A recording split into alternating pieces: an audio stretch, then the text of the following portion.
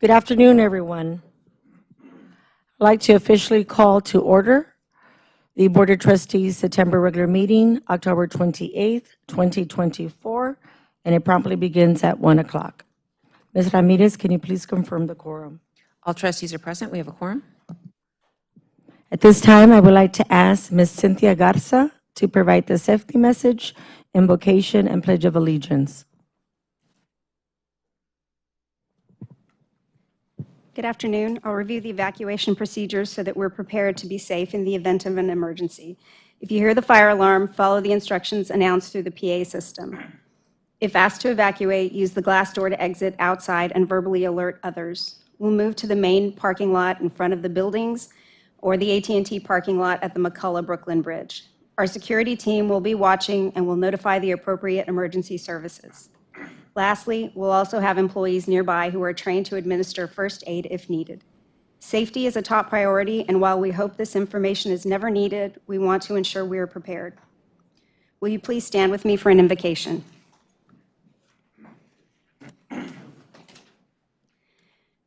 We are thankful for this day that you have given us, for its blessings, its opportunities, its challenges.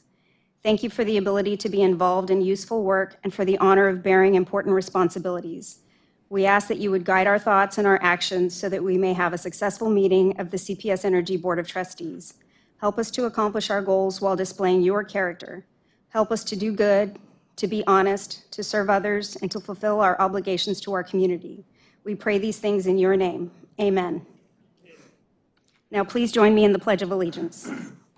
I pledge allegiance to the flag of the United States of America and to the republic for which it stands, one nation, under God, indivisible, with liberty and justice for all.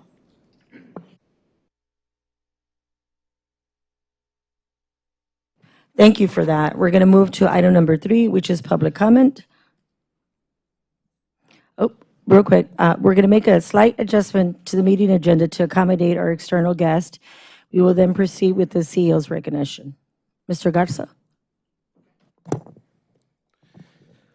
Well, I appreciate, Madam Chair, your flexibility today. Last several months have been busy ones for our crews. Last board meeting, we had a guest from APPA, Scott Corwin, come present us with a mutual aid recognition. Today, we've got Daryl Klein, General Manager and CEO of Garland Power and Light, who's with us today. Daryl couldn't make it last time. We've got the Texas Public Power Association in town for a board meeting, and Daryl's here in town also with his wife celebrating an anniversary, which we're glad you're doing it in San Antonio, Texas, Daryl. So I'll turn it over to you. You wanted to make a few comments. Excellent. Thank you very much. Again, my name is Daryl Klein. I'm the General Manager and CEO of Garland Power and Light. Apologize for not being able to make your last board meeting. I do appreciate Scott Corwin and giving honor to where honor is due, but I felt like it was very important, given the benefit that we receive from your crew's work, that I come down and say thank you. Also wanted to reiterate what you already know about your folks who work for you, the quality of work that they do. And so I wanted just a little bit of background of the particular event that happened to Garland. It was on May 28th, early morning. Garland had a storm come through with winds up to 95 miles an hour. Give you an idea what 95 miles an hour mean, that's just below a Category 2 hurricane. In fact, now we affectionately call the storm that hit our area Hurricane Garland. But it didn't just hit the Garland area. It was the Denton area, it was Collin County, it was Dallas County, Rockwall County, Kaufman County, Van Zandt County. It was a huge storm that came through and lasted for about 30-plus minutes at these high rate of winds. For Encore, it was the second largest outage they've ever had in their history. For Dallas County area, they said it was the worst storm that ever hit them. For Garland, it was without question the worst storm that's ever hit us. In 2015, we had an EF4 tornado that hit Garland. And then in 2019, we had an EF2 tornado that hit Garland. Both of those caused lots of damage to our system and to our city. But if you were to take those two storms and combine them, multiply times 6, that's the level of debris that was collected with this particular storm. Unbelievable amount of damage. It took the city's sanitation coupled with additional contract crews over 2 months to collect all the debris. We had areas of town where I'm a little over 6 foot tall. We had debris piled up taller than me going down both sides of the streets in many parts of our neighborhoods. Unbelievable amount of damage. At one particular point, we had 36,000 of our 75,000 customers without power. That's almost half of our customers without power. Within 12 hours, we were able to get that number down to 8,000. It's almost 80% reduction. Part of that's because we were very proactive in our vegetation management, our pole replacement and pole inspection process. Within 24 hours, we had it down to 6,700, and we thought we were making good progress because we had not just one, but 2 emergency response contracts. We were expecting at a minimum of 10 contract crews to come in after 24 hours. You know how many of those contract crews showed up? 0. We're in a world of hurt. We had already reached out to some of the utilities, the municipal utilities in our area, and they were already starting to respond, but we knew we needed more help. So I immediately contacted Rudy. And I can't say thank you enough for Rudy's response. Rudy said, "I've got your back." And I don't know if you know the old Western movies where you had everything seemed to be lost. You were without hope. And then you hear the bugle. You hear the cavalry coming. That's what it's like. When you feel like that you have no hope and you're looking at a bad situation and you get a response from somebody saying, "I've got your back." So on behalf of myself, Rudy, thank you for that response. Let me tell you a little bit about your crews. Now, when you're responding to this kind of incident, you need all sorts of tools. You need a scalpel, but you also need a sledgehammer. Unfortunately, when you're dealing with some of the smaller municipal utilities, there's a lot of scalpels, but you need a sledgehammer. And I didn't even have to ask Rudy what we needed. He sent it. You sent us a sledgehammer. And we put those crews on the toughest projects. And your crews knocked it out of the park. We had one particular project, and I can't remember, I know it had to do something with 3-phase, and our guys were thinking, this is going to be a tough project. Let's put the San Antonio crews on it. They've got the equipment, they got the know-how, they can do it. And you guys knocked it out of the park. Amazing amount of, the short amount of time it took to get that project done. And from those type of projects to where we really were starting to struggle, because we literally were going from alley to alley, house to house with restoration. And that takes a long time. And your crews stayed there throughout the entire event. I can't say enough about what they did and how they performed. Extremely impressive. I know the crews get thanks, Rudy gets thanks, but I want to thank you as a board. Because I can tell you, not every board, not every city council embraces mutual aid. And you do. You not only make a difference here within your community, you made a difference in Garland. And I know you've made difference elsewhere in this state and in this nation and even other parts of this country. So thank you to be willing to embrace that. So in part of that recognition, our city council back in June gave recognition to each one of those who responded to this event. And so we've got a small token of thank you for that response. And again, on behalf of the citizens of Garland, on behalf of the employees of GP&L, on behalf of myself, thank you very much. I do want to say a couple of things. As municipal electric utilities, when things like this happen, these are opportunities for us to share. So let me share a couple of things that we learned through the process, and hopefully you never have to go through what we went through, but if you do, here's a couple of things that we learned. I know that you already have this here at CPS. You have the reputation of being reliable, of being quick and responsive, of taking care of your system. We did as well in Garland, and that paid off dividends for us. One, of quick restoration, but two, our customers knew our history. So even though we had done everything correctly, bad things still happen. But because our customers and our citizens knew the way that we approached our responsiveness, our system, they had trust in us. The other thing is communication. We continue to communicate, even though they didn't like the answer, that they weren't going to get their power back on when they wanted it. They understood the situation, and we communicated over and over and over again. Those two big things helped out, having that relationship already there and communicating. I can tell you that's not always the case in this state with utilities. There's a recent example. I'll leave it at that. But a couple of things to think of. Keep in mind if you ever have this type of situation, and if you ever do have that kind of situation, I know Garland's small, probably won't make a big dent in things, but we've got your back if you ever need us. Thank you, Daryl. Thank you. Great. Guys, y'all know Larry and Jose and Daryl, Richard. If y'all come up, Daryl, come on back behind the board members. We're going to get a quick picture.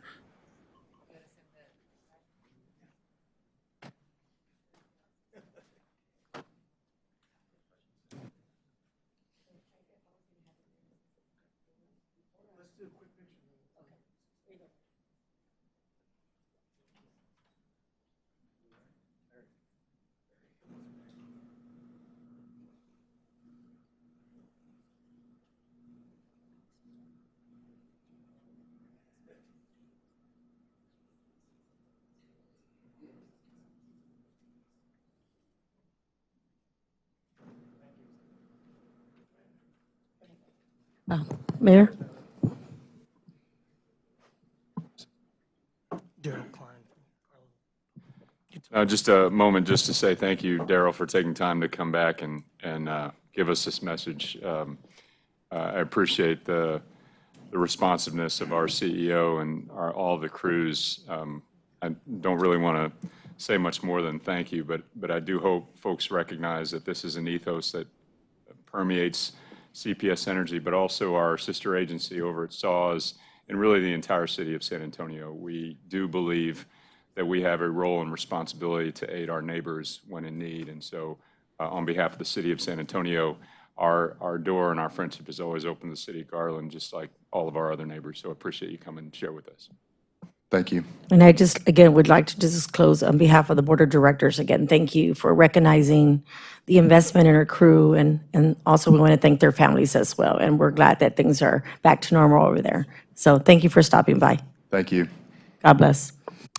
Okay, Madam Chair. The second item I've got on my recognition, we're going to honor the second quarter Core Value Award honorees. I want to emphasize again the importance and the focus of our core values. Our core values are about how we go about serving our community as much as what we do in serving our community. Our core values define who we are as an organization, and they're at the heart of everything that we do. So in this particular instance, as our folks come in, we're really trying to find examples, and these are employee-nominated groups of people in our organization who are outstanding examples of how they go about doing their business in alignment with our Vision 2027 strategy. So with that, I know we've already had an opportunity to celebrate, but now's an opportunity for our board members to see the great work and the people behind the work that we do each and every day. So these are our second quarter Core Value Award honorees. Thank you.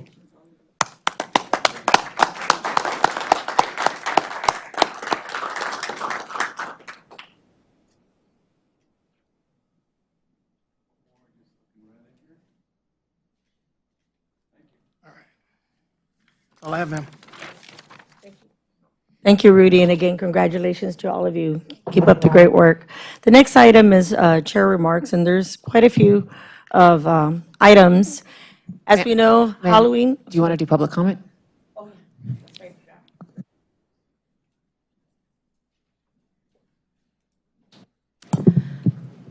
Public comment provides an opportunity for members of the public to share thoughts on posted agenda items for this meeting.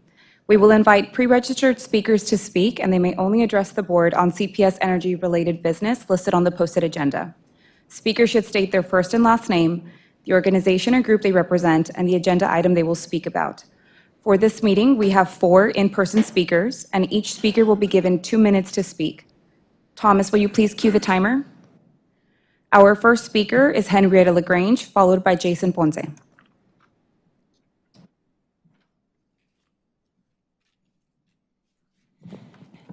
Thank you. My name is Henrietta LaGrange, member of the Mulberry Street Girl Gang, LULAC, Raza Unida, Growing Up Brown. I'm going to try and see if I can run through it fast. One of the things that I need, that it's been troubling me, is your merit system. I feel like that everybody that works here, or even ourselves as citizens of San Antonio, has the liability of putting their work or everything that they can to either, if we're called to lower our air conditioning, how many of you do it? Mr. Steen, especially you, because I like you. How many do they lower it? And, you know, I feel like, you know, I don't, there's so many things that it's difficult because I walk these streets, I drive these streets, and I know there is, CPS does a lot of vegetation maintenance because I see it. And most of the vegetation maintenance that needs attention is with AT&T, in case you don't know. I see it. I call them. They have recently, I've been trying to get them for 10 years, and they started responding just now. I can't see something that's wrong with not trying to remedy it. Rudy, especially you, I've waited so long for somebody that would guide this organization the right way, and you have. It's unfortunate that sometimes I think we make it hard on you, and I don't want to do that. And I really appreciate all the effort that you put in your work because you're so dedicated. Now, I hope you get a good night's rest at night because it's tough. And let me say, being a female, an empowered Latina, I love Ms. Gonzalez. What she brings to the table, she's a little more mellow than I am because that's why I wore this shirt of encouragement for everybody, and they like it. So I've encouraged a lot of people that it's okay. If it's in the dictionary, you can go ahead and use them. Ms. Romero, yourself, as an empowered woman, I love seeing you there. And I'm not going to forget, Ron. Thank you for all your leadership that you've done for the city of San Antonio. It's been appreciated. But I think San Antonio needs a new name. It's going to be Queta Flores, Texas. Thank you, Ms. Henrietta. We got to move on. And Dr. Mackey, thank you so much. I appreciate all your efforts that you've done. And believe me, this is short because I don't like to keep quiet. Thank you. Thank you. Next person, please. Thank you for your input. Our next speaker is Jason Ponce, followed by Alan Montemayor.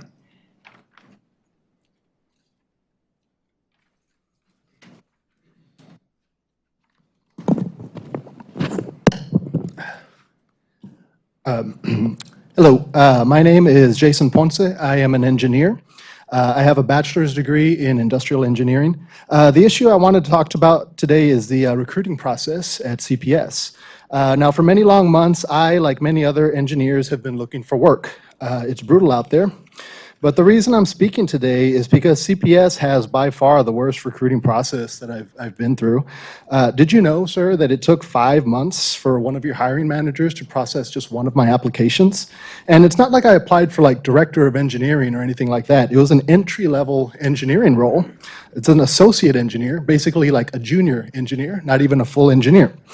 Now, my mother worked in public administration for a long time, and if she ever had a hiring manager that was just sitting on budget like that, then she would recommend that they would take it away. I mean, if they're not using it, then they must not need the help, right? And when I question your HR department, they take this real haughty attitude like I'm the jerk for expecting a timely response. It was a no, by the way. Furthermore, I'd like to ask you directly, sir, are you prioritizing San Antonio engineers in your hiring? Because it is the people of San Antonio that floated the billion-dollar loan to pay for ERCOT's and CPS's incompetence during that winter storm. And may all of those Texans rest in peace. So I think it's only fair that San Antonians get priority for the good jobs. And Mr. Mayor, I'm glad you're here because I'm glad you're here today because I just wanted to let you know that all of the San Antonio-based companies have let me down. CPS, HEB, USAA, VIA, none have given me so much as a phone interview. And sir, I just want to work, you know. I just want to get to work and have a family and a house and all of that stuff. I yield the rest of my time. Thank you.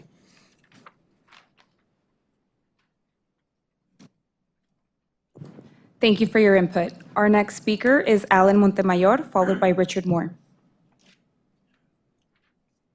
Hello, Alan Montemayor, Chair of the Alma Group of the Sierra Club. Once again, thank you for the opportunity to speak with you today. I want to talk about natural gas. Obviously, from an environmental standpoint, we are pushing you guys hard to move away from coal. I understand that's moving forward, albeit slowly. I understand there's complications associated with ERCOT and PUC, et cetera.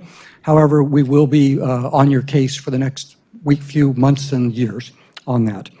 It's disturbing, though, that CPS Energy does seem to be moving more towards natural gas as a replacement for that coal. Obviously, there are practical considerations. Renewables aren't necessarily there yet at the base load capacity that we would really like to see. However, what I want to ask you today is to, as you approach the new energy sources that we're going to be using, we understand that renewables are by far the most cost-effective way to approach new sources of energy.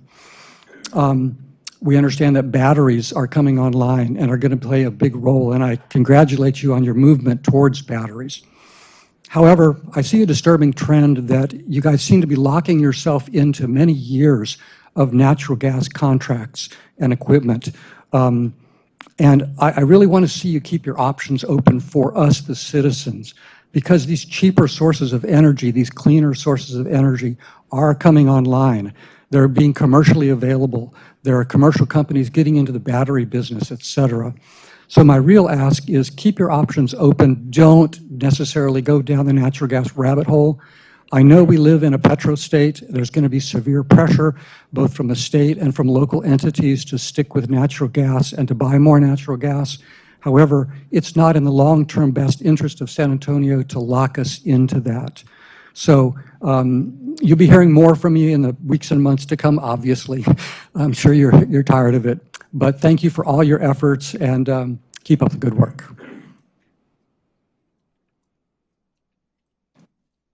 Thank you for your input. Our last speaker is Richard Moore.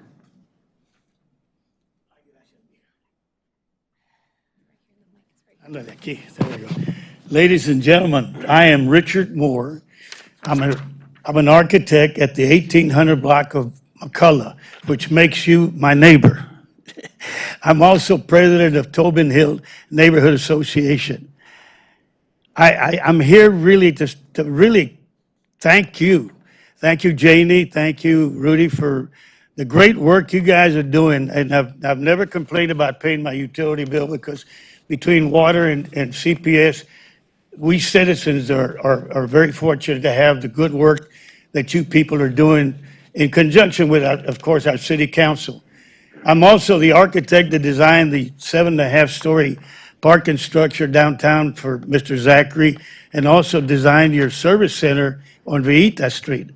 So I'm very attached to CPS, but a lot of you don't know, but when Mr. Zachary hired me, he wanted me to design a 10-story hotel on top of the structure, a parking structure. That man was so far ahead of all of us. And today, only because his son Bartel did not want to build the hotel, we would have had a beautiful hotel on top of the parking structure. But my main concern is I wanted to meet the board. I've heard so much about Janie, how good she's doing with here, and of course Rudy now heading this organization. I'm here to just say thank you, and welcome to my neighborhood. So you made a great decision coming down here and buying these buildings at a very reduced cost, as well as the San Antonio Saws have done real well with buying the old Valero. So those are good financial decisions that are made by this board and your chairpersons. So as a citizen and concerned and neighbor, I just came to say thank you and to meet the board. I've never attended one of your meetings. But again, thank you. And young lady, muchísimas gracias.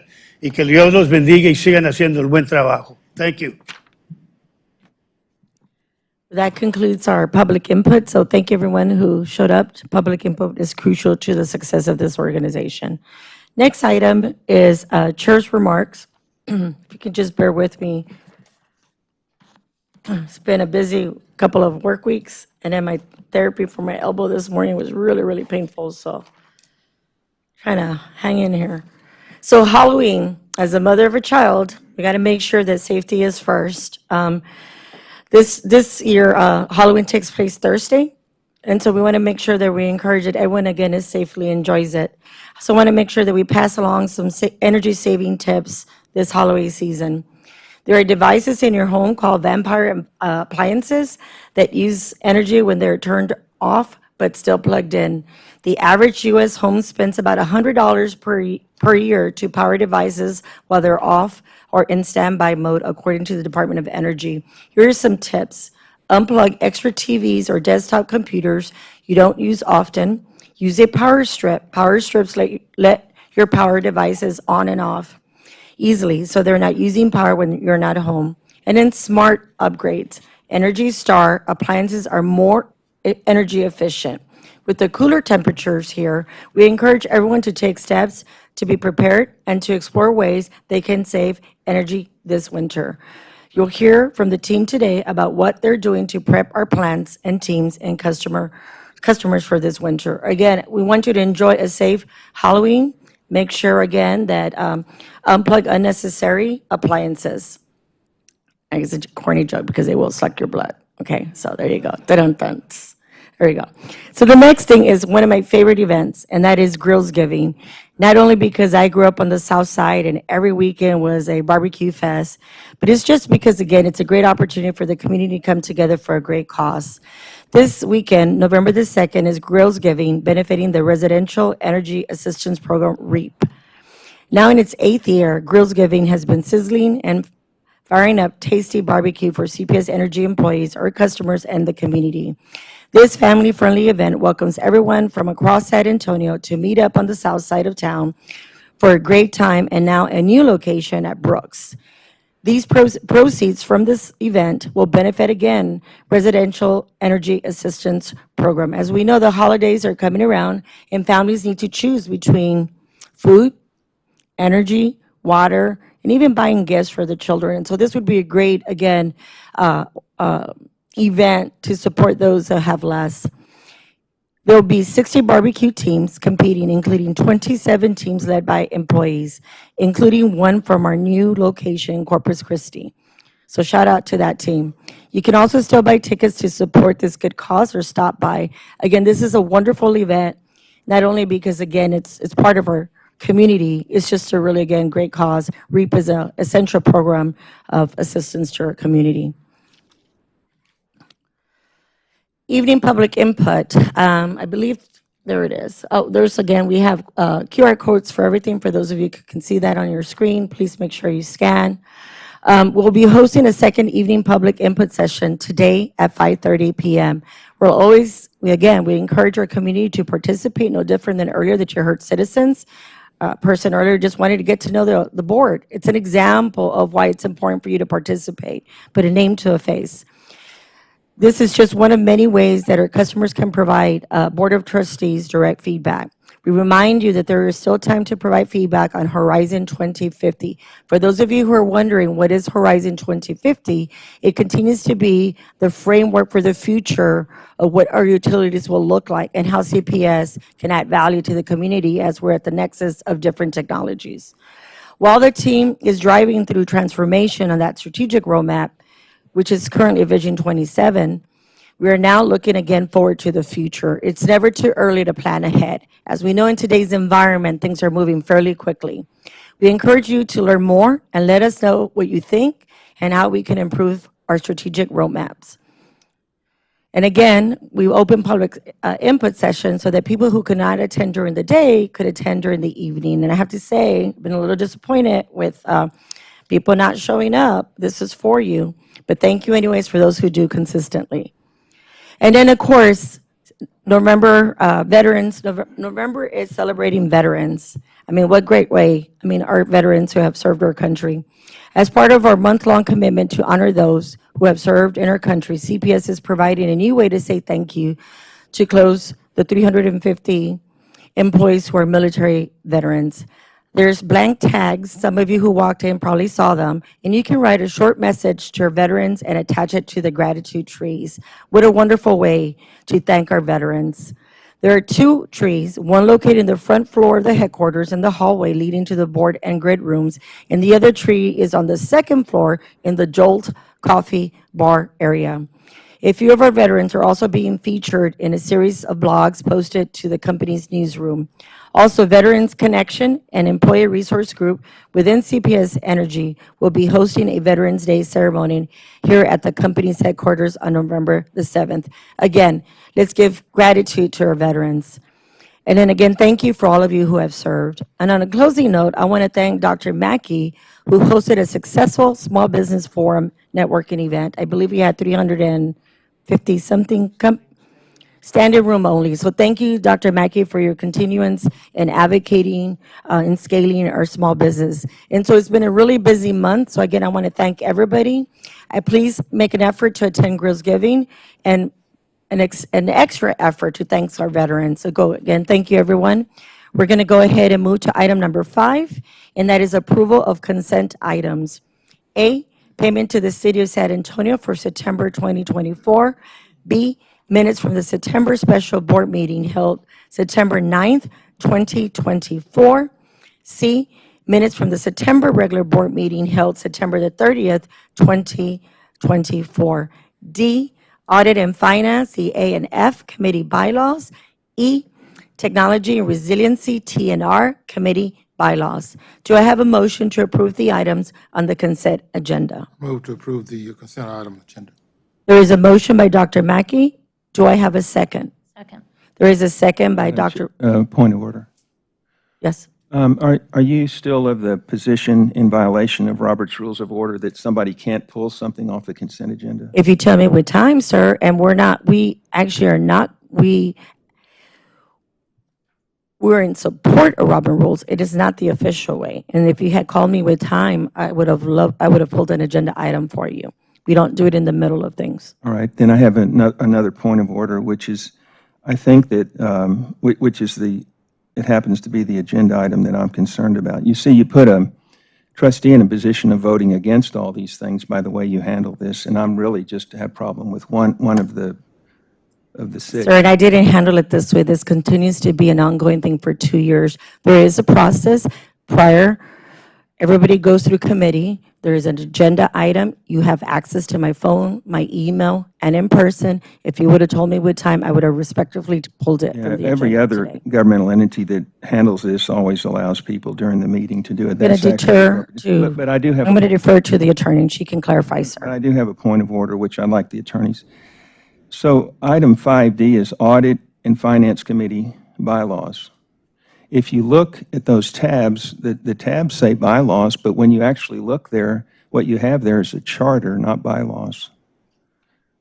So I don't know if I can't recall whether we have a charter and bylaws for each of those committees. We do not. I'm happy to fix the typo. I'll do it immediately after updating. And can you please, agenda and he's the already tabs. pointed that out, and then can you please again address his concern?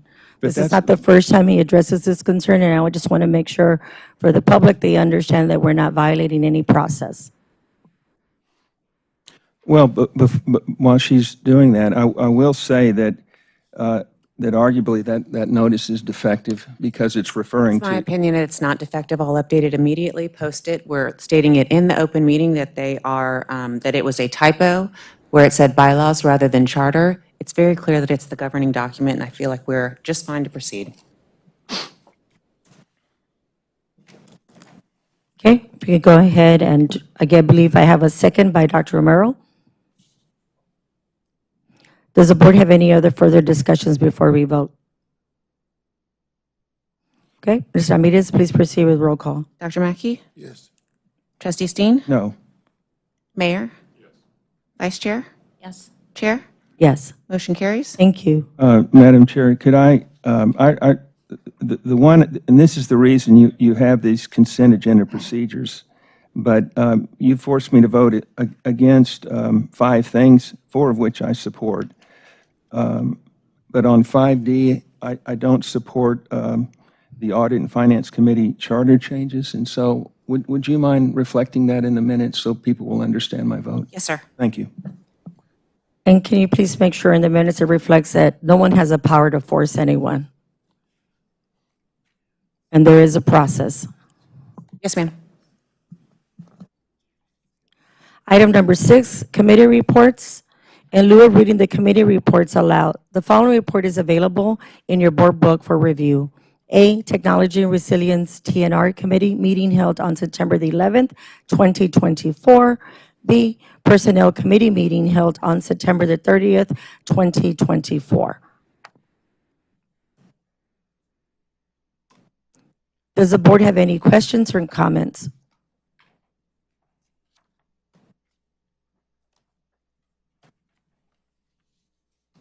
The reports will be accepted as submitted. We will now move to item number 7, Community Input Committee. Committee, yes, CIC reports. Dr. Romero? Okay. In lieu of reading the CIC reports aloud, the reports are available in your board book for review. Do you have any questions or comments?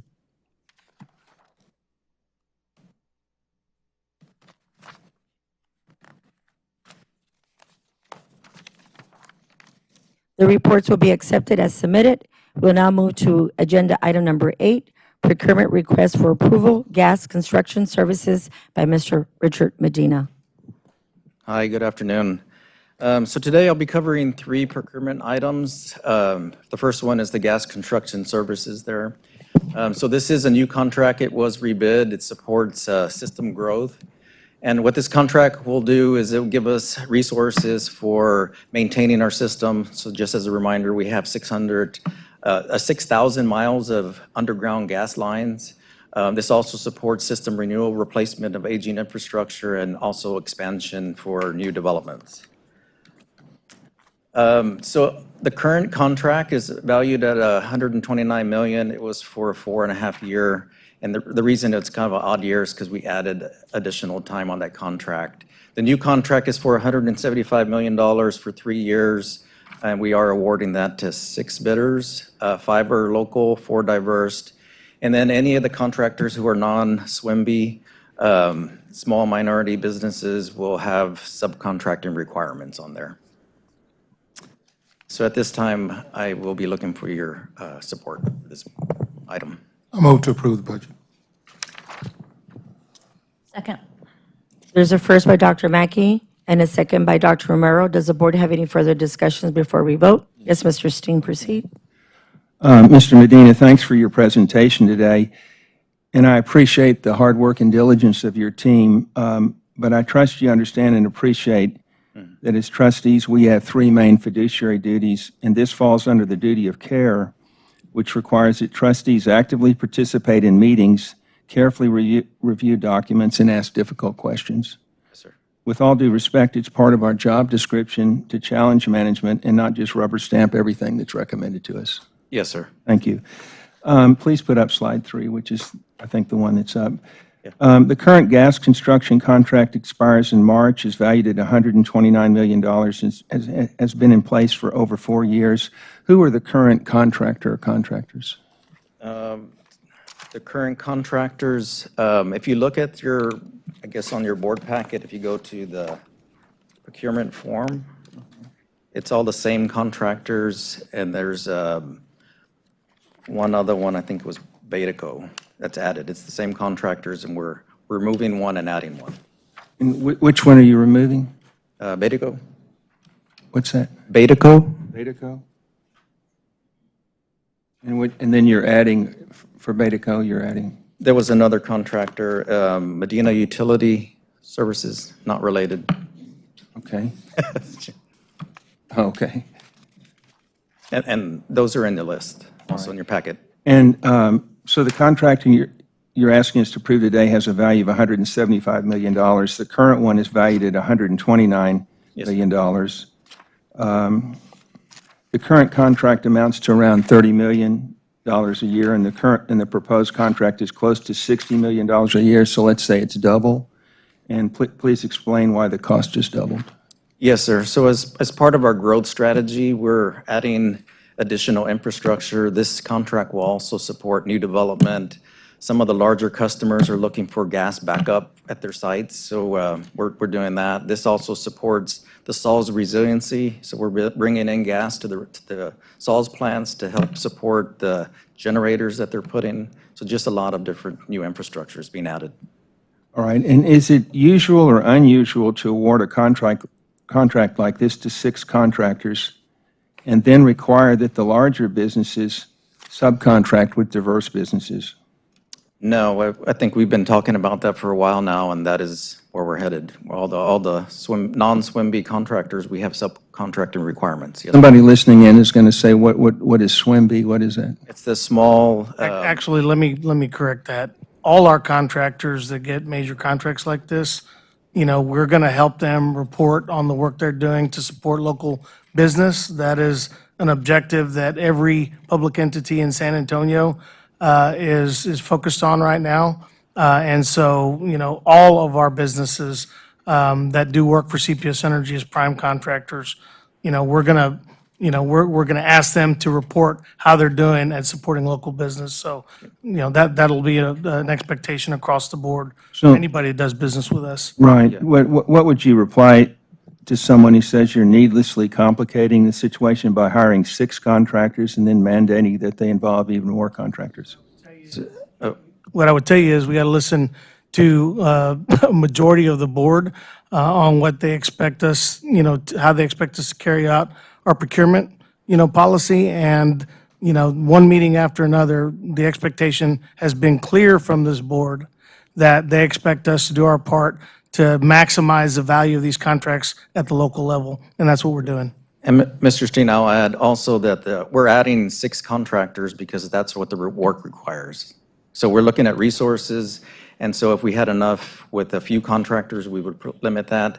Like Rudy mentioned, pretty much all the contractors have subcontracting, and they do follow SWMB. It's just not reported, and so now we're asking for the reports. And if I can add, as a small business person myself, most bigs, whether it's mandated or not, will outsource because they maximize their profits. That's right. And so whether it's mandated or not, or encouraged or not, at the end of the day, this is about local spend, which adds to, again, it contributes to the local economy. The money stays here in San Antonio.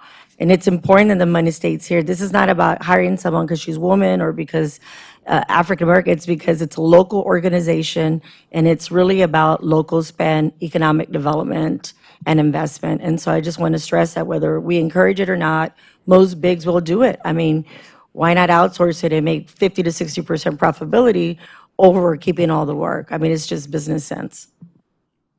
Yes, All right. that's correct. To continue, please put up slide 3 of 9. Of 9, that is 3.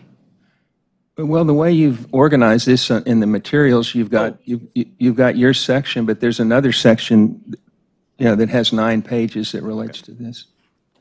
Can you pull up the, He's looking for number 41. We don't include those in this deck because the contracts have not yet been awarded. And so the list of who the bidders are, they actually won't, until you all vote, they are not the selected contractors. That's our recommendation. It seems like in a previous meeting that you did put up that information. No, we only in this scenario do we include this Is information. it made available to the public? It's in the packet. So the public can view it? They're not approved yet, like they're Lisa's not saying. approved. Until you vote on them, they're not approved. But is it part of what okay, so our general counsel is saying that it is posted, so, but you're not set up where I can, if I'm reviewing this, I can put it up. Mr. Steen, I just want clarity. What is it that we want to clarify? What are your questions? Well, it'd be easier really, Mr. If you want to ask the question, I have the list here. All right. We can kind of follow through it. I'd like people to follow along, but I noticed that in your evaluation criteria that's in that section, Yes, sir. it's at the bottom of that page, 3. Yes, sir. The overall cost, overall cost, Right. we're talking about 175 million, is factored in as 15% or less than 1/5 of the total. And my question would be, with CPS Energy facing financial challenges, what's your thinking here? So if we look, I mean, it costs you more money if we don't have qualified and experience and the quality of work is not done, especially on the gas systems. I mean, it's a hazard, right? So we weight the experience a lot higher than cost. But we are looking at the cost. And since we have 6 contractors, we will issue work based on cost. All right, and again, referring to that a slide that you're not able to put up today, you showed the score each received from the evaluation team, and in terms of your evaluation, were those the highest scores? Yes, sir. And so the highest score was 74? Yes, sir. And you're recommending the selection of 3 companies that scored 69, 64, and 61 out of 100? Yes, sir. The score is not reflective of their quality of work. It's just how they're turning in the packets, and if they're missing some information, we're scoring them on those criteria. So they may be a few points here and there, but overall, these are experienced, qualified contractors. Is it fair to say this is what we call a weighted? That's right. This is a weighted evaluation on what we call a term called best value. Right. Best value means it's not the cheapest, it is the overall qualifications of a vendor, not based on we want the cheapest. As Richard stated, this is some significant projects. We need highly technical subject matter experts to be able to do the work, and this is best value weighted criteria. Yes, sir. And we talked about that the last board meeting, how it's not expected that a vendor will get a 100% score. Well, but I think anyone listening must be thinking, none of these are great scores and 3 are failing scores, so. No, No, sir, that's not the way that works. It's not Look, pass-fail. We could do, we've got so much work to do on the gas side of our system, sir. We will hire any qualified contractor, and we have, in this instance, in town, who can do the work for us that meets our criteria. So, the chair said it correctly. We're always looking at best value. Does that include price? Yes, of course it includes price, but it also, includes their experience in this business. So, we have to maximize the amount of vendors we have available to do business because it's not slowing down. We're growing on both the electric and gas system in every way. In this instance, we rebid, even though we could have extended the contract, and it cost us more money, which we've warned you in the past is a potential outcome of rebidding everything all the time. That happened in this case. We're paying more than we would have had to pay if we had just re-upped the contract. So, the team has, the process is right. We got to have folks to do this work, and we're hiring everybody we feel is capable of doing this work effectively. what I would probably recommend, and we need to move on, is that get a procurement, just a procurement 101. I think it's important that all trustees understand the evaluation process and definitions, because I know Mr. Steen's intent is valid. He just wants to make sure, like you mentioned, we have a fiduciary responsibility, but to communicate that there's not, again, an existing process and correct terminology. I think it's only fair that we all kind of get a 101, so that when we're asking questions, we ask those questions probably with more authority and understanding. Yes. So I just have one more area under this item, and this actually applies to the other two agenda items, 9 and 10. There's a reference to an evaluation team. Who leads the evaluation team? So the frontline manager will lead that evaluation team with a cross-section of individuals, along with the director. Are you on that evaluation team? No, I'm not. So depending on what you're, what you're looking at, it's going to be a different group of people each time? Yes, Okay. with supply chain. And who selects the evaluation team? It's the work area that's running these contracts. They're the ones that are most familiar with the work that are setting with the team. I mean, they're setting these contracts, working with the purchasing team. So I'm not sure people would know that. So it's different people. Anytime we're talking about an agenda item, it's different people led by different people. Yes, Different Mr. people based Steen. on the work that's being performed, yes. All right, thank you. Is there anything else? I think there's a question or a comment by Dr. Mackey. Go ahead, Mr. Mackey. Yes, Mr. Medina, Yes, sir. in the Audit and Finance Committee, you went over this with us, right? Yes, sir. Did we ask questions? Yes, lots of questions. Did we look for paperwork and went over this material? Yes, sir. I'm totally satisfied. I'm ready to move on, Madam Chair. Okay. Now move to, again, do I have further, there's no further discussion? Mr. Ramirez, go ahead, proceed to roll call. Trustee Dr. Mackey? Yes. Trustee Steen? No. Mayor? Vice Chair? Yes. Chair? Yes, thank you very much. We'll now move to agenda item number 9. Procurement request for approval electrical and instrumentation engineering services for natural gas infrastructure.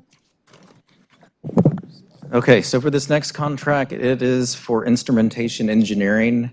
So we are looking for selected firms to do the electrical work and the engineering around control systems for natural gas infrastructure. A lot of the metering control valves that are out there require a different skill set. So in the past, we kind of pulled and we're unbundling some of our contracts so that we can focus on this technical piece. So this includes the engineering, design, and construction documents that will go to construction. The current contract was valued at $900,000 for 3 years. The new contract is valued at $9 million for 3 years, and we are actually awarding this one to 3 businesses, all local businesses. This contract will also have subcontracting requirements if they're non-SWIMBY.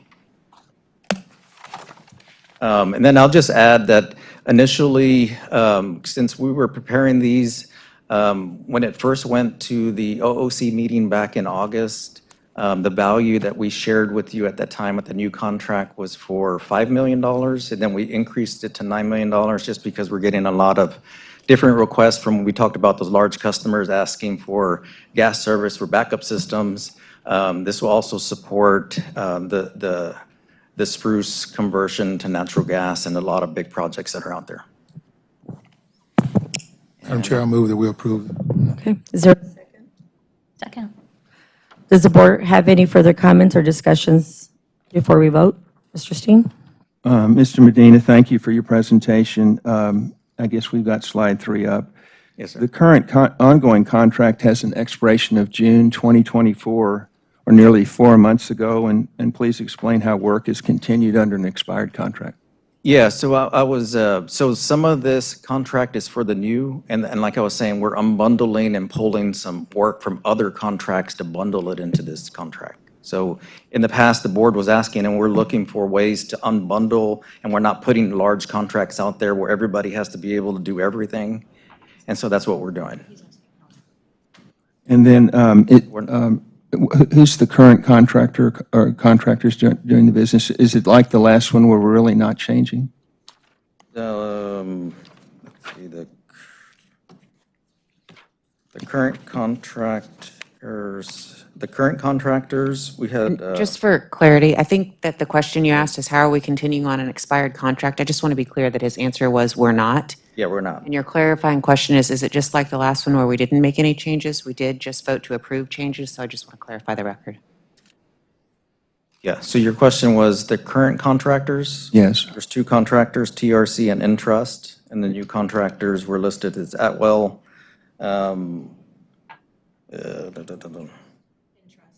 Entrust and LJA Engineering. So you're adding Atwell. Yes. Which ones are you continuing? Entrust. And you're adding 2 more? Yes, sir. All right. Because of the amount of work, yes. And you've already sort of said this, but people look at this and say, well, the current contract 3-year term valued at $90,000, and the proposed contract, same 3-year term, and now it's valued at $9 million, so it's a tenfold increase in price. Yes, sir.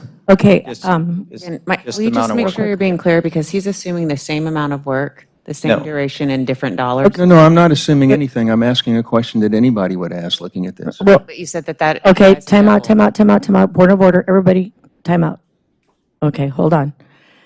This will probably point, if you can look at that slide, you see that icon? For the next board meeting, what you're gonna see is you're gonna see those icons on the bottom of each PowerPoint.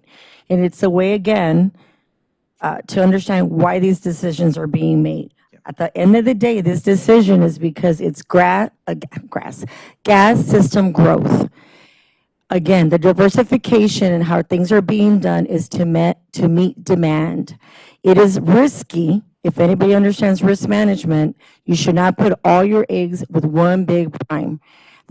If you diversify, if God forbid one goes out of business or one is too stretched, you have, again, redundancy and other suppliers.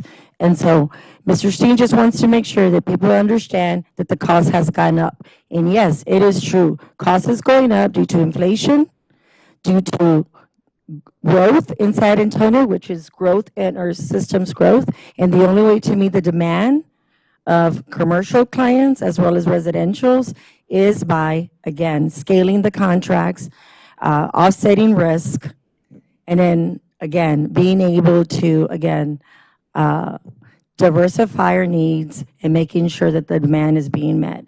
So I hope I'm clear. I want to make sure that, again, we just address specifically only what Mr. Steen wants and that we don't kind of get lost in translating here. If this is for the public, I think we're doing a disservice by not being clear of our questions. Go I'm ahead. sure I'll just add to your explanation, which I thought was right on point. This isn't discretionary.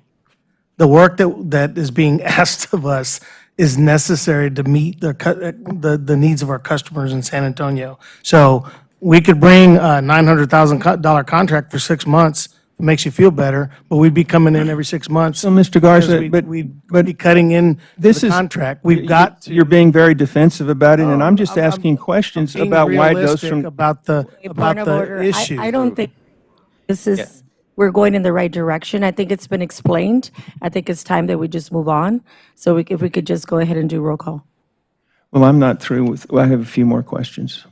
I hope you're very specific to the point, Mr. Steen, because right now you're just confusing the audience. If your intent is to educate or again, make sure that we're doing a fiduciary responsibility, please be very concise in your questions.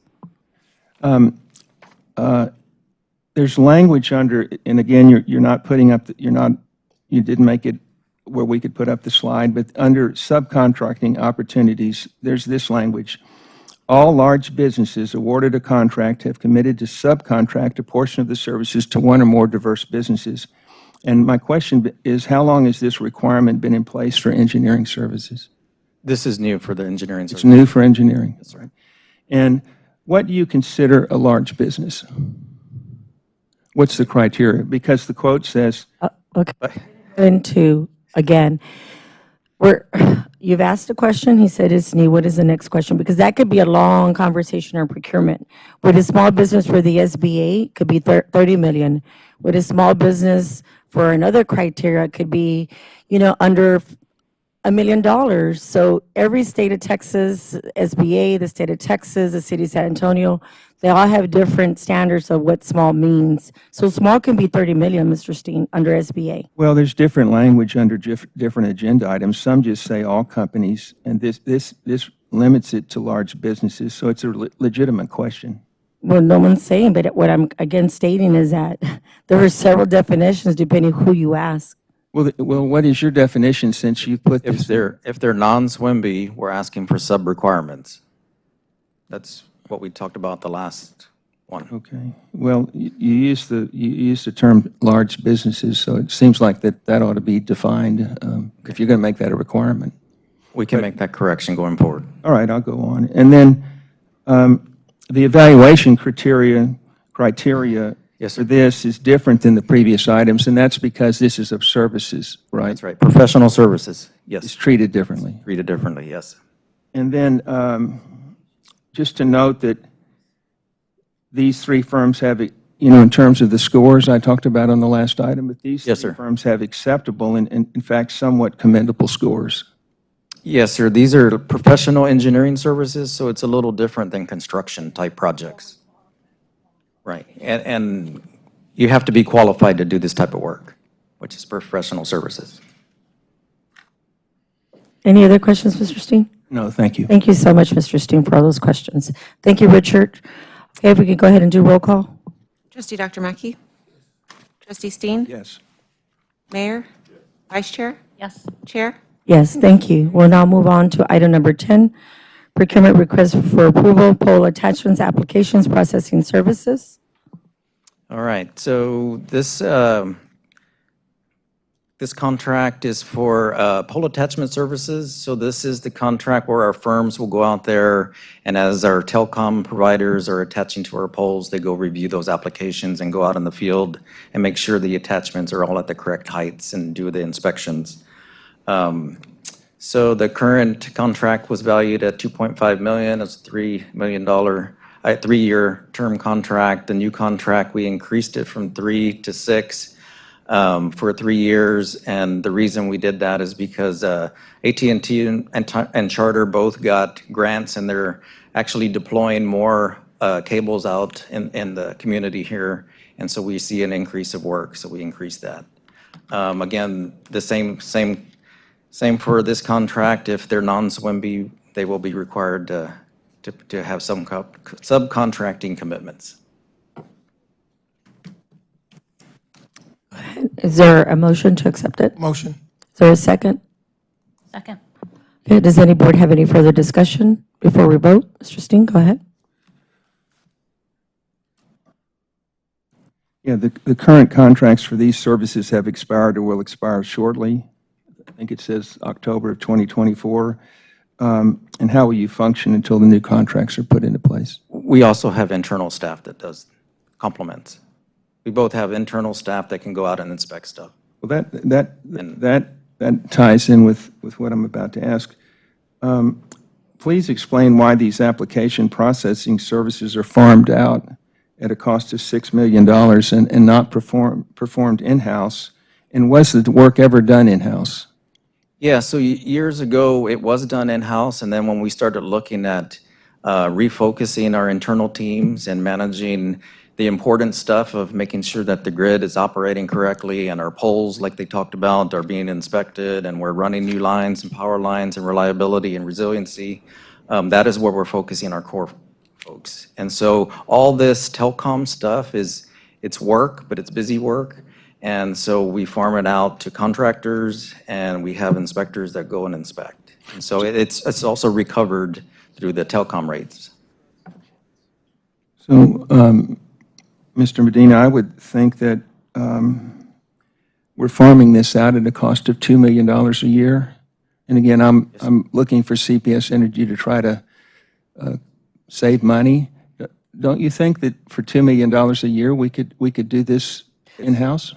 I mean, it's also recovered from the telecoms. So, I mean, it's more efficient when they're out there looking at this is what they do for a living and doing the inspections. I mean, so yes, I think it's more efficient using contractors. Thank you, Mr. Steen. Any other further comments, questions? All righty. We can go ahead and do roll call. Trustee Dr. Mackey? Yes. Trustee Steen? No. Mayor? Yes. Vice Chair? Yes. Chair? Yes, thank you. Motion carries. All righty. Thank you very much again, Richard, and your team. We're going to go ahead and move on to agenda item number 11, Winter 2024-2025 Preparedness by the Executive Leadership Team. Thank you. If you could proceed. Hey, Benny. There we go. Good afternoon, Chair, Trustees. We prepared a brief presentation for you. We're going to lead in with a video. We're going to do a recap of our summer performance, talk just a little bit about that, and then we'll get into a seasonal winter preparation discussion. So without further ado, can we key up the video?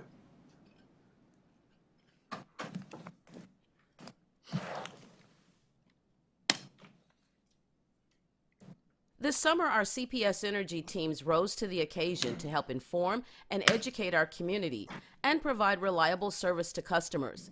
Our chief meteorologist provided daily forecasts throughout the summer to help our teams stay informed. Hello, everybody. I'm CPS Energy's Chief Meteorologist, Brian Alonzo.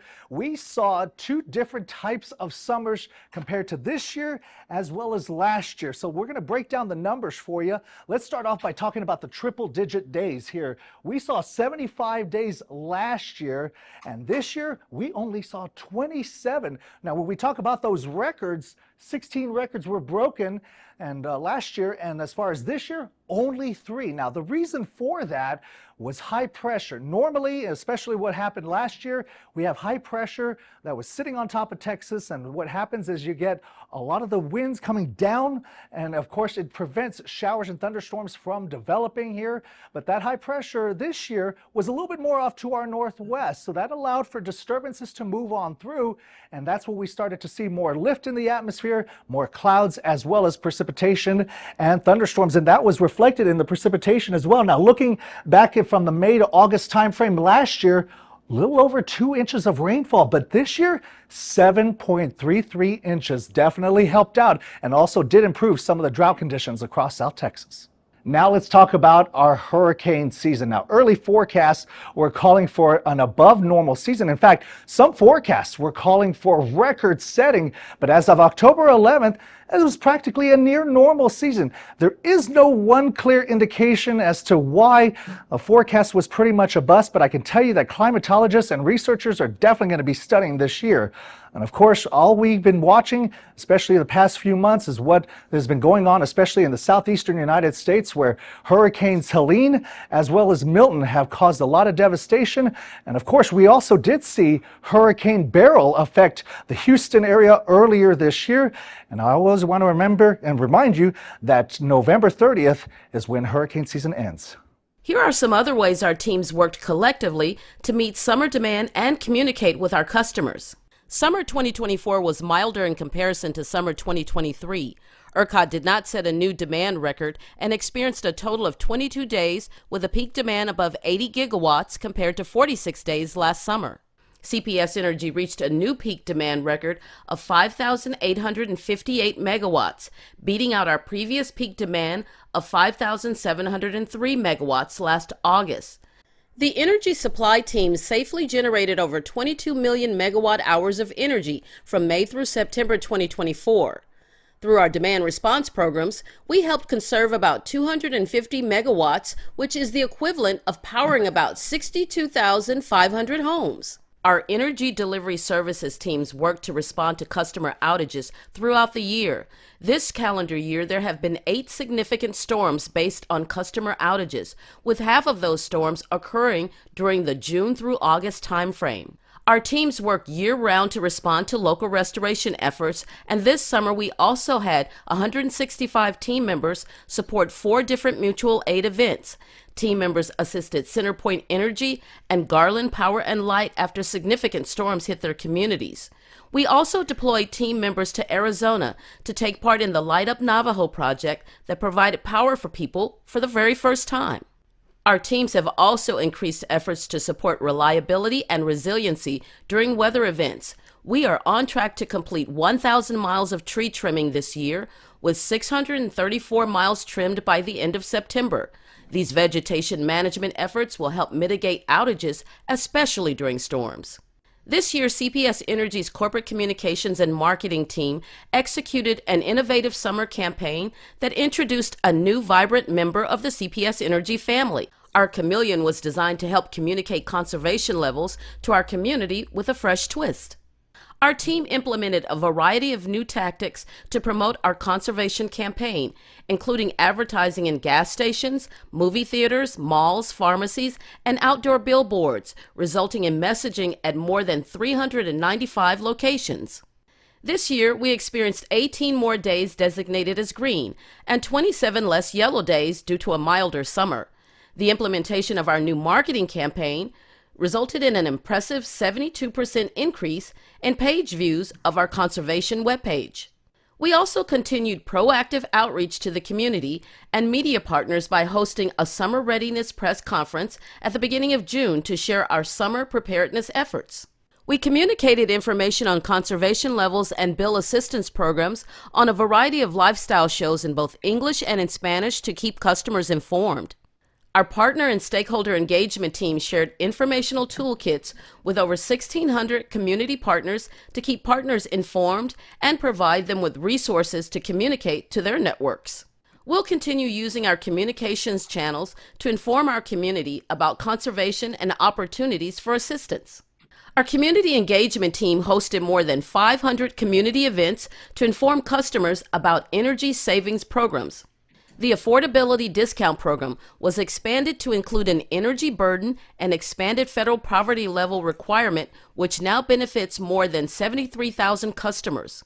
More investment was made to support the Residential Energy Assistance Partnership, REAP, Utility Assistance Program, with new maximum benefits 3 times the previous amount. CPS Energy also launched the Weatherization Repair Assistance Program, WRAP, to provide minor repairs to homes to expedite potential qualification for the Casa Verde program. CPS Energy thanks our employees for the work they did this summer as one team to keep our community powered and informed.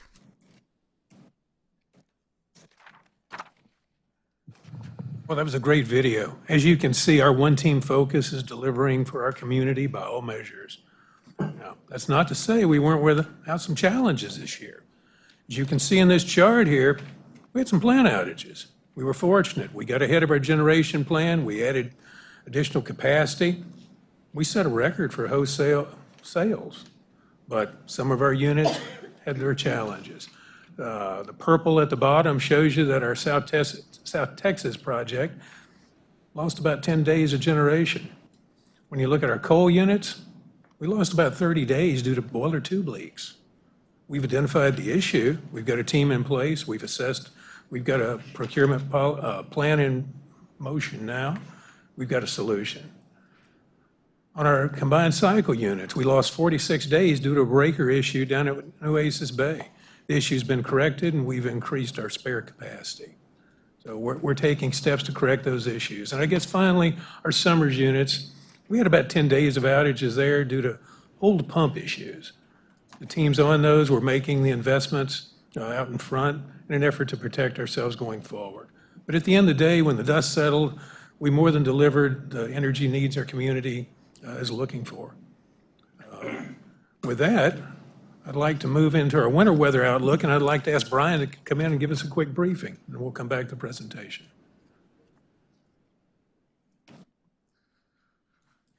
Thank you, Benny.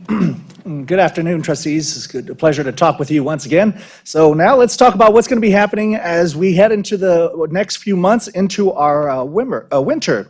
Now, as far as what we've been looking at here is what's going to be happening, the big word, or the words, is going to be La Nina. La Nina is going to be really affecting what's going to be happening, especially as we head into our winter months. Now, earlier this year, we were thinking that La Nina was going to be more coming around late summer. Unfortunately, that didn't happen, and we thought that was really going to be impacting especially the tropics, and so that wasn't necessarily the case. And we still haven't officially gone into La Nina as of yet, but forecasts do indicate that we will head into that direction as we head into the next couple of months. In fact, if you kind of look at what's going on, especially with La Nina, when this is where we look at the waters off the Pacific equatorial coast, you can definitely see that the waters are definitely cooling, indicating that La Nina is on the way here. So what can we be expecting as we go through, especially December, January, and February, which are considered the winter months? Right now, we're looking at above normal temperatures. In fact, even now, we've already seen above normal temperatures. In fact, October this month is going to be one of the hottest months that we've ever seen, and hottest Octobers we've ever seen on record here in San Antonio. And if we were to close out the day or the month today, this would actually be one of the driest Right now, we've only had a trace of precipitation officially at the San Antonio International Airport, but we do have rain chances in the forecast, especially as we go through the next couple of days here. So, yeah, we definitely need this rain. But of course, as you can see, as we head into the for precipitation, also looking at below normal. But of course, we can have instances where we could get some rain events, kind of like what we're expecting this week here, where we're going to have rain for a couple of days, and then eventually it'll kind of shut off. So this is why I really, I know that sometimes it can be inconvenient, the rain, and we just definitely need it because we continue to see our drought expand here across South Texas. In fact, all of Texas is seeing this drought expanding, which is not good news, especially when it comes to wildfires, because that's the other thing that we're also going to have to be watching out for. If we don't see a whole lot of rain this upcoming winter, when the fronts move on through, that increases the wind, that lowers the relative humidity, and that really sends that fire threat very high. So again, we're going to have to be watching that very, very closely. Now, some of the other forecasts that we also like to look at is what's going on with the Farmer's Almanac. Of course, I always have to reiterate this. There's two different types of Farmer's Almanac. There's the regular Farmer's Almanac, and then there's these old Farmer's Almanac, and they're pretty much agreement with what the Climate Prediction Center is saying here, where we could see some mild temperatures and below normal precipitation as we go through this upcoming winter. So everything is kind of, everybody's pretty much agreeing on this. But I do also want to emphasize that the Farmer's Almanac and another forecast that I'm looking at has also indicated that we could still see the potential of some cold weather outbreaks. And that could potentially happen in February, but because we're also expecting that La Nina could be a little bit weak, there could be some variability to that, where there could be maybe more than one cold winter temperature outbreak here in South Texas. So again, this is something I will definitely keep everybody apprised of and let everybody know, especially if some cold weather is on the way. I'm going to send it back over to Benny Etheridge for team readiness. Thank you, Brian. So you heard Brian say that we think we're going to have mild weather, things will be good. You know we're not banking on that, right? We prepare for the worst. And that's what I'm going to talk about for energy supply. When you take a look at the things we do, you all are familiar with this. You've heard it before. At the end of the day, we're preparing for the winter now. We don't schedule outages during the deep winter months, typically January and February. We'll file our declaration with ERCOT by December 1st. We reach out and talk with our fuel suppliers, natural gas, coal. We've got pretty good inventory there. And on another note, I guess I can say that we've got our firm fuel supply service contract renewed. And we're there again. Tanks are topped off, and we're ready to go. At the end of the day, the teams are doing the things they need to do. When you take a look at this slide, the bottom line is, for our program in PG, we focus on people, process, and equipment. With our employees, there's training, there's procedural reviews, there's the ERCOT workshop we participate in. For our systems, we go through heating systems. As you can see there, they're making some upgrades to freeze protection on a line. We've insulated a tank for fuel oil, and we're increasing our protection with permanent enclosures in an effort to just improve performance, just in case. Again, we're seeking to cover all our bases and be prepared and ready to go. And with that, I'd like to turn it over to Richard. Thank you, Benny. So for EDS, we're both electric and gas. Of course, we always start with safety, making sure our team members are trained for code stress signs, and all that training has been completed. We also train our folks to make sure on backfeed hazards. So in the event there's outages, a lot of customers now have generators they're purchasing and can hook those up incorrectly and create a safety hazard. So we're making sure our team members are trained on that. Driving conditions, we go through Smith driving training. Operational wise, both for electric and gas, our engineering systems are either looking at the designs of the systems, making sure that they have the proper power flows, both for electric and gas. And then we create mitigation work orders, and they fix all those. Of course, and then for gas, this is the peak period in the winter, so we adjust pressures to adapt for the increased loads.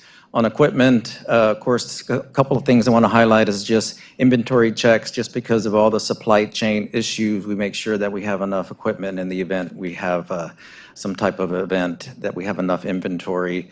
And then, of course, the smart switches or the ART reclosers, what we call, we continue to blanket the system with those. To date, we added another 107 for a total of 1,100. So we're well on the ways to making sure that our system's automated in the event there's an issue. Then, of course, coordination is really important, so we make sure that we're, like Brian mentioned, wildfire. We did a wildfire training with the county and folks just to make sure that everybody understands their roles in the event there's a wildfire. And then we continue to work with ERCOT on drills and severe weather drills, training for load shed and black start training. And then similar to Benny mentioned, we do have to turn in documents and make sure that for the Railroad Commission and for ERCOT that all the winter checks have been completed for electric and gas. Next, I'll turn it over to Deanna. Oops. I think I went too far. There. Thank you. Good afternoon, Board. I am humbled to be here to represent about 590 folks within our customer strategy organization. We have about 950,000 customers that we support, and we want to make sure that we're aligning all the actions and everything we're doing with our strategic initiatives. So you'll see a lot listed up here. The main message that customers tell us they want to hear is what are those ways that they can control and save on their energy bill, and that's what we are focused on. Our employees take about 6,000 phone calls a day. We are about 10 places on any given day. As you heard earlier in the video, we have close to 400 places that we're sharing our messaging from a marketing standpoint. And in addition to that, our teams also support the internal communication. So everything community, customer, and communications, our teams are prepared to move forward with. I wanted to highlight some of the key areas that we're focusing on. One is our Easy Pay options. So Easy Pay is our system that takes our payments. And in September, we were able to expand our bill payment options, much like our local grocery around here. We now also take Google Pay, Apple Pay, and American Express. Since we've rolled that out, 20% of our payments have come in through using those new channels. So very excited to see that we're giving customers what they're looking for. On top of that, we have the Energy Angels, and we've talked about this before, but we get a lot of requests specifically around the holidays where people know a specific family in need that they'd like to help. And while we do have REAP that customers can donate to, Energy Angels allows you to target a specific family. So far this year, I believe we've helped about 52 customers specifically through Energy Angels, but we do expect an uptick. And so we'll have some campaigns around Energy Angels coming up over the holidays. And lastly, thank you, Chair, for mentioning Girls Giving. Very excited that we're looking at about a little bit of rain, but hopefully not too much. Brian promises me that it's not going to be that bad on Saturday. But we've already raised about $360,000. Last year, we raised $350,000, but our team set the bar kind of high, so we're trying to get it to about $450,000 to raise. So we're continuing to do everything we can so that we can support REAP and our customers, as well as have a good time on Saturday. And then ultimately, it's the products and services. So making sure that we're providing town halls, whether that's we do public safety and education. We also do town halls for large commercial customers, our small, medium businesses. Hopefully, if there's a small, medium business event, you see our teams out there. And then we're also making sure that we get the message out there for what options customers have in terms of demand response. And then lastly, we'll talk about our winter campaign. So we are going to continue with our chameleon. We've gotten some good feedback on using the chameleon to tell our story. And so you'll continue to see our chameleon. And the messages that customers say that they also want to hear are not just on saving on your bill, but but it's around safety and reliability. So we're continuing to focus on ways that customers can stay safe around our equipment and also around how our employees and our teams are staying safe. Just like all of us, our community was also impacted by the loss of our employee here. And so being able to share information with our community about what we do to stay safe while we're working on our infrastructure, we believe will help the perception from our community and our customers. And, ultimately, we do want to be here to promote everything from safety, telling the story. You've heard Richard talk about the reclosers that we put out there, and Dr. Romero during our Operations Oversight Committee gave us some recommendations on how we tell the story around reliability, specifically with reclosers. So we're continuing to look for innovative ways, but altogether, our teams are ready to support all of the work that we have to do during the winter. And with that, we'll take questions. Dr. Romero? I guess my first couple of questions are for Benny. I want to look at slide 3 again. Oh, hold on. There we go. So maybe because this is availability as opposed to what we actually used, it makes it seem like we're using a lot more coal than solar and wind. And I wanted to clarify that for customers who are looking at this. So solar and wind are there when they're there, and we use them. We take it. And then we can barely hear you. If you could please speak into the sorry. mic. So It's an important question. We want to hear it. solar and wind are there when they're there, and we take them first. The nuclear loads, solar, wind, and then we get into dispatch. Earlier in the year, you saw coal dispatching a little higher. We've seen gas prices drop, so gas has increased somewhat just because it's less expensive. But it's an economic dispatch model that ERCOT employs, so just whatever's cheapest is what comes on first, and they fill out accordingly. And that's why you tend to see the peaking units at the top of the stack. Okay, but on a typical day in the summer, say middle of the day, solar and wind are going to be at what % typically for ERCOT overall? So wind it really Combined. depends, but solar is pretty well running flat out. Yeah, I would say it depends on the day. There are some days where you could have solar and wind, serving 50, 60, 70% of the load in the ERCOT market. Other days, yeah, I mean, you take what you get from those resources, so they're always at the top of the stack, and then you layer in everything else based on what is the most cost effective for our customers. So, so some days it may be, we have some days where wind's only 7% of the market. Generally, you're going to have in a hot summer day, solar will be, I don't know, Benny, 15, 20%, Absolutely. depending upon, Or more, and then everything else layers in there. So it kind of just depends on the day, but because of the dynamics in the market, we're generally running most of our generation because it's needed. I just wanted to highlight it for customers because I look at the ERCOT percentage table like every hour. Right. And it's just amazing how high the solar and wind can be on some days. And so I don't want people looking at this table and saying, oh my gosh, we have so much coal and solar and wind's just a tiny bit of what we use is, I think the impression this table could give. I understand what it is saying, but I just wanted to highlight that for people. And if you go to the ERCOT website and you look at market and grid conditions, you can see it updates every 10 minutes exactly what the percentage is. And sometimes it's just so amazingly high for solar and wind. So it's pretty cool to just track it. Yeah, they've done a really nice job with that website. And I'll add, we didn't have any energy emergencies at ERCOT this summer, primarily because of solar and the battery storage. They were together, they worked, to really kind of smooth out those peaks in the evening. And so, we really saw a much different summer this summer than we saw last summer because you had a ton of solar and close to 7,500 megawatts of battery storage that's available, and that resource is growing.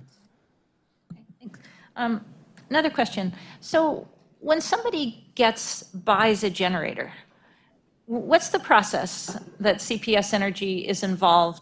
At what point do you have to have CPS Energy come and inspect it? Or how does that work? Because you alluded to it a little bit.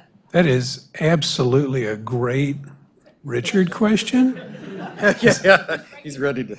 Yeah, no, I'll Yeah, so any customers that are installing any type of resources, whether it's solar on the roof, a battery at the house, or a generator, is supposed to contact us, and then we'll go do inspections. One, to make sure your panels and the wiring there that's on our side is up to date.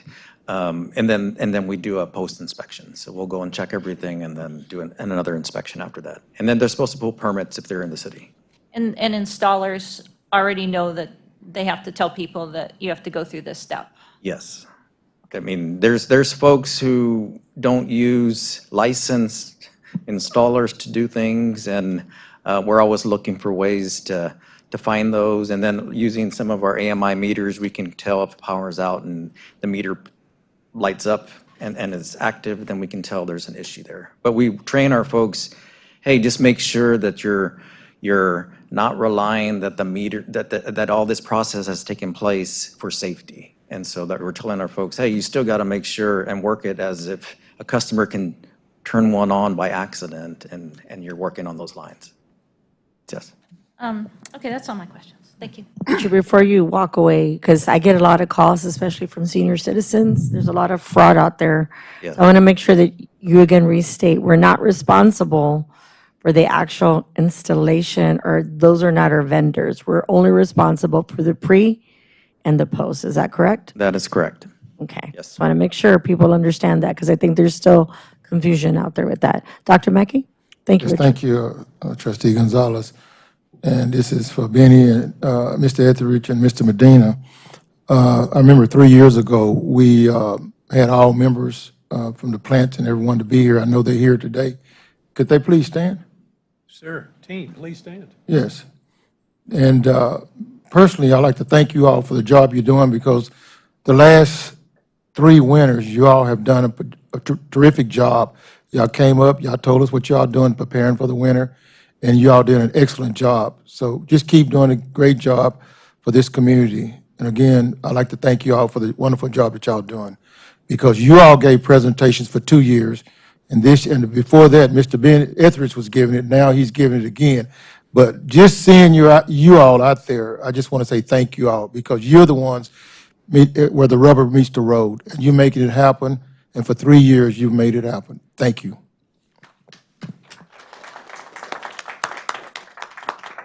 Before I pass on the mic to Mr. Steen, I just wanted to ask one question, Richard. So the procurement items that we just passed, are any of those items going to contribute to the success of getting ready for winter 2025? So by the time we get those contractors all approved, we'll have them in place, so for the winter piece. So it would be part of surge support? Yes, yes, of course. So it's safe to say that part of today's approval adds to just more resiliency, because there'll be surge support. Yes, and it supports all I think we emailed you all about one of the gas grants that we got from the PHMSA, so that supports that effort too. Okay, thank you. Mr. Steen?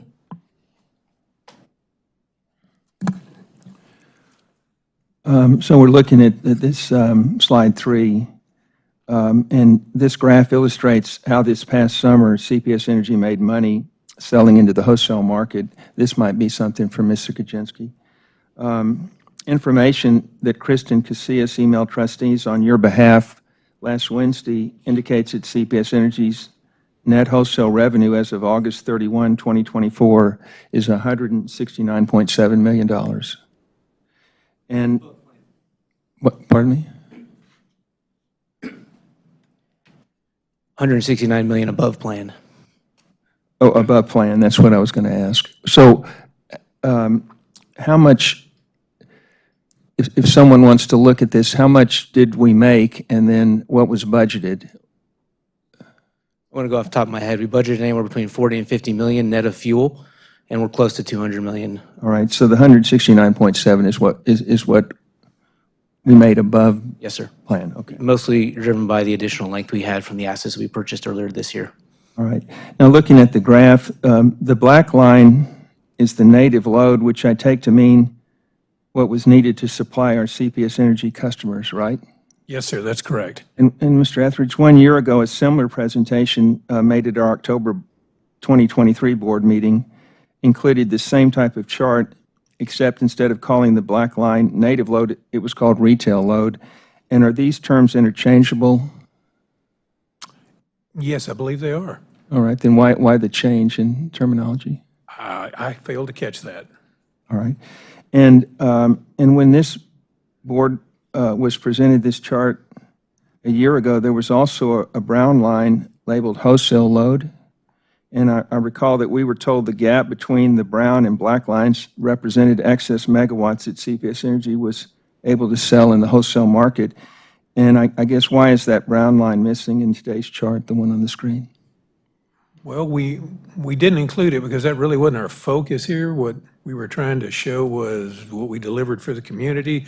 And I will tell you that the excess is what we push into the ERCOT market. So in theory, you could put the brown line along the top of the chart, and that pretty well tell you what we pushed into the market and sold through a combination of day ahead and real time. All right. And then a year ago, when the chart was presented to us, this statement was included in prominent type just below it. High unit availability benefited CPS Energy customers. Both summer EAF and portfolio commercial availability were at 94% through August. And why wasn't a similar statement like that included this year? Because we didn't have as high unit availability this year. We experienced some challenges. That's what I mentioned a little earlier. Spruce 2, for example, had 30 days of boiler tube leak outages. We didn't have that in the past. Right. And, I'm familiar with plan availability, and we also call it critical months equivalent availability factor because it's one of the recently adopted 8 enterprise measures for CPS Energy. And EAF measures the effectiveness and overall reliability of energy production facilities, and it's pretty straightforward. It's the amount of time where units are able to produce energy at full capacity as a percentage of full time during the measurement period, and it's measured on a calendar year basis. And despite the fact that CPS Energy was at 94.4% last year, the target for this calendar year was eased to 90.5%. And I think we've recently learned from our CFO that the CMEAF has dropped below target to 89.6%. Yes, sir, that's correct. And since the 5 critical months for the calculation, it's called a critical months, the 5 critical months are January, February, June, July, and August, so they've come and gone. And so we now know that this CMEAF target will not be met, that in a word, it's unrecoverable. Yes, sir, that's correct. And I was going to ask you, well, looking at the chart, is this situation in the chart, is it depicted in the chart being displayed? And so is that why we see those dips? I'm just asking you, we had issues with our coal units, Spruce 1 and 2? For example, yes. And so we see those 2 severe dips in the orange representing coal, one around June 11th and another August 30th. So that's when that happened? Yes, sir, for example. Okay. And I think earlier you addressed why these things happen, the different problems with the different plants. And I have high regard for your outstanding work. I'm sort of perplexed by that missed metric, but I think you've provided some good perspective on it today. You know what? I've given you the best information we've got. I can tell you this team has worked really hard to achieve the metric, and we've encountered some problems due to aging equipment and such that we have to correct, and we're working on that. Good. I know you're working hard on that. So I just have one final comment, and if somebody would put up slide 6.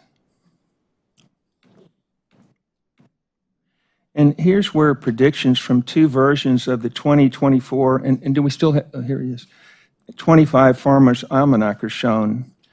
And as many of you know, the Farmer's Almanac, to be precise, the S' version is very guarded about how forecasts are developed, only stating that it uses an exclusive mathematical formula relying on, among other things, sunspot activity, tidal action, and astrology. And scientist analysis, and I'm glad you're here because you correct me if I'm wrong, give it a 50% accuracy rate, which is a tad higher than groundhog prognostication. And 50% accuracy is similar to the accuracy of a random forecast. And perhaps the point here is that we have no clear indication of what winter will be like. But I think, respectfully, it's time to remove references to the Farmer's Almanac. As we learned from the fallout from Winter Storm Uri, getting ready for winter is really no laughing matter. And relying in any way on the Farmer's Almanac makes this look unserious in my mind. And so my recommendation, you can argue with me, but my recommendation is that maybe we ought to get rid of that slide. I think that's a very good suggestion, and I think we can look into that. Yes, sir. You're not going to defend it. Well, I will tell you that there are meteorologists out there that look at it and discount it. And I can give you an example that last summer it was calling for sweltering heat and lots of thunderstorms. And of course, that was not accurate.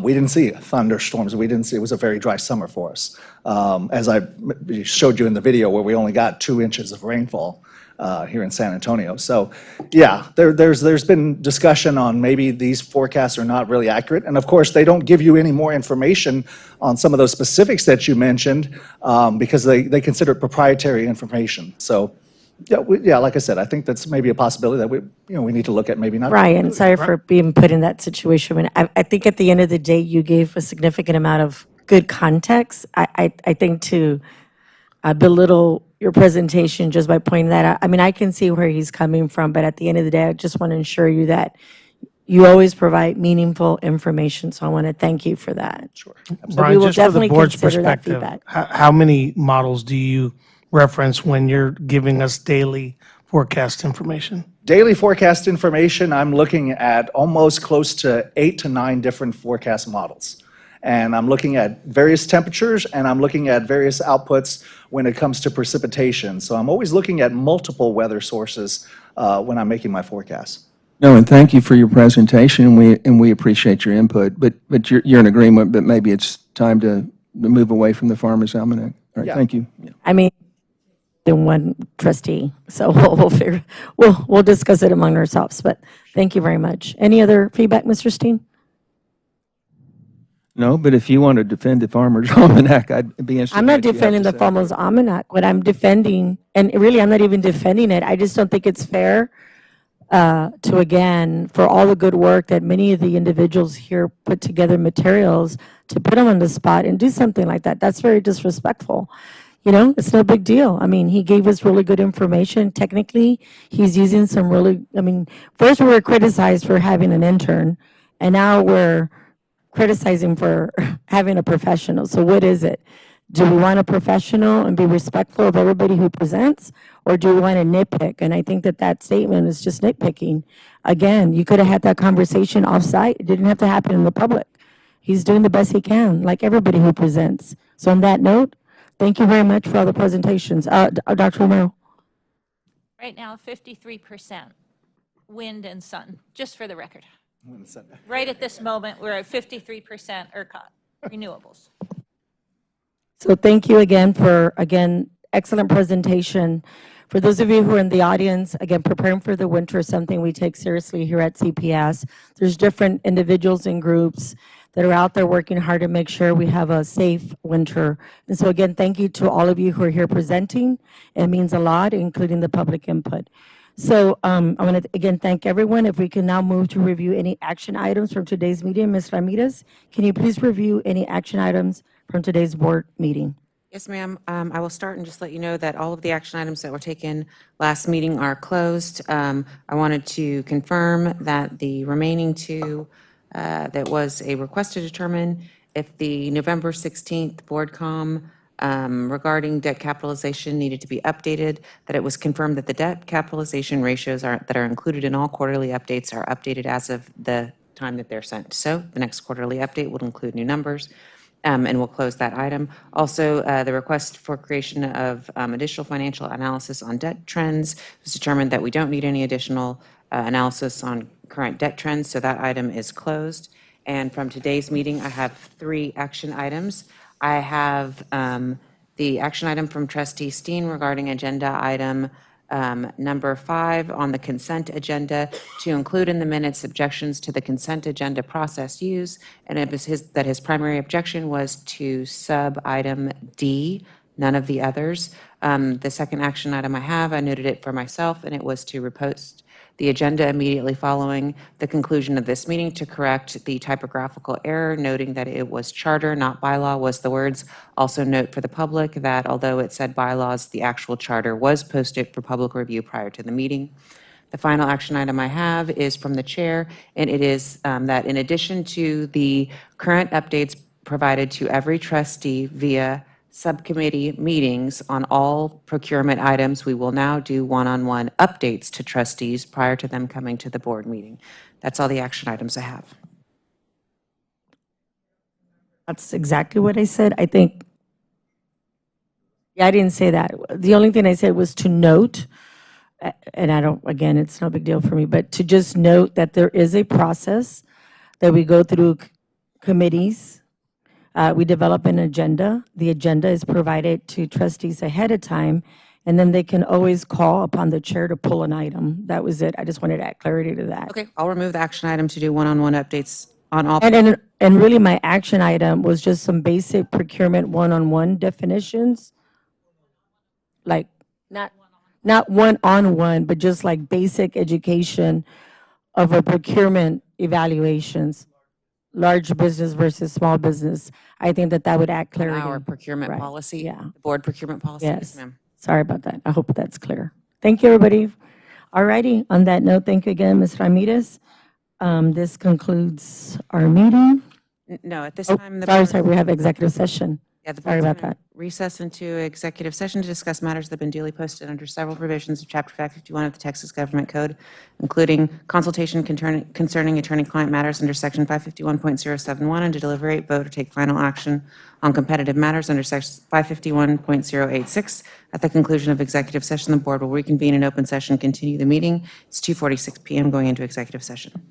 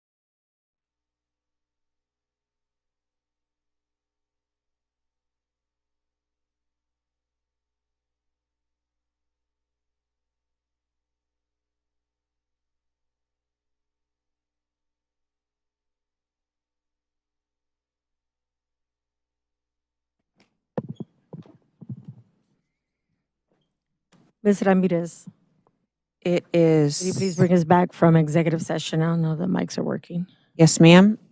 It is I have 3:25. 3:25 PM and the board has concluded executive session. I can confirm that there were no votes taken and no matters were discussed that were not part of the posted agenda.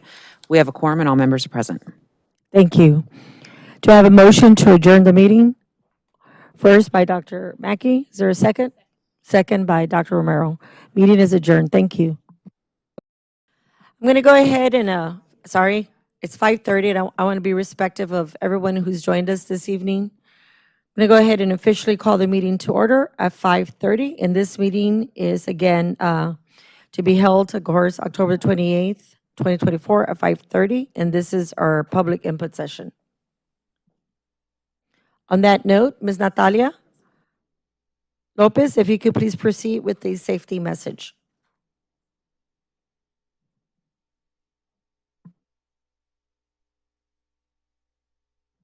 Safely get to your place. We're good. No rush.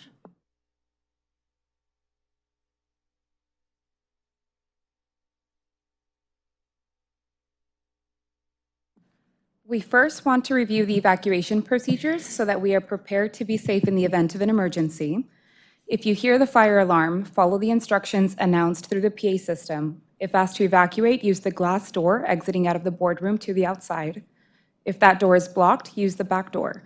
Verbally alert others in the room and evacuate. Then move to the main parking lot in front of the building or the AT&T parking lot over the McCullough-Brooklyn bridges.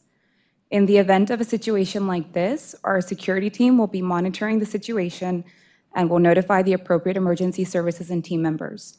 We also have employees nearby who are trained to administer first aid if needed. Safety is a top priority at CPS Energy, and while we hope this information is never needed, we want to be sure we are always ready. Thank you, Ms. Lopez. The next item on the agenda is public comment. And go ahead. The public input session provides an opportunity for members of the public to share thoughts on any of this meeting's posted agenda items. We will invite pre-registered speakers to speak, and they may only address the board on CPS Energy-related business. Speakers should state their first and last name, the organization or group they represent, and the item they're going to speak about. For this meeting, we have 2 in-person speakers. Each speaker will have 2 minutes to speak. Thomas, will you please cue the timer? Our first speaker is Henrietta LaGrange, followed by Ray Cardenas.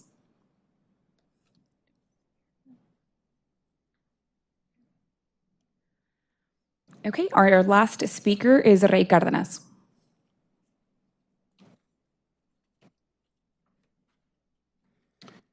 Hello, my name is Ray Cardenas, and I'm a community member who's really concerned about simple safety things that happen. And basically, I'd like to share my process, what I've gone through to try to affect change in my community to make things safer for not only my community, but also prevent lawsuits or other things that could happen. So this is my experience has been unacceptable, and I'm asking for why it should take 3 phone calls, January 4th at 8 a.m., January 19th at 1:19 p.m., January 19th at 1:51, and an email to get a response from CPS, January 19th at 1:48 p.m. This was eventually, one of my items was eventually resolved on February 13th, 2024. However, I met with Derek Tovey on February 2nd, 2024, and my second area that actually has 3 major issues of concern for me, a third of it has been resolved, and I think it's because I'm sending emails and getting people involved. I have involved a lot of people in this discussion, and I think that the process for reporting and getting things resolved needs to be changed. I brought an example from one of these areas to show you how simple this would be fixed, and I would like to help ask for your help so that we can address these things quicker.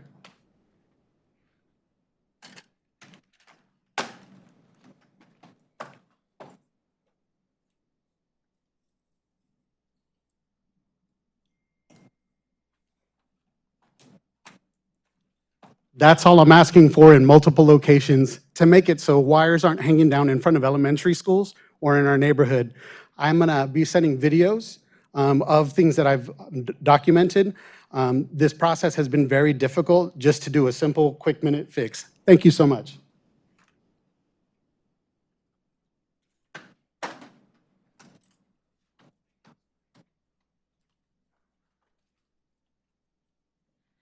Thank you for your input. That was our last registered speaker. Now, again, want to thank not only the employees of CPS, but also the community members that joined us this evening. I think, again, it's important that we receive public input. This is how we learn, and this is how we improve things. And again, thank you. I'm going to go ahead and move to item number 4, which is to adjourn, again, public input session that takes place in the evening, and the time is 5:35. Thank you, everyone, again.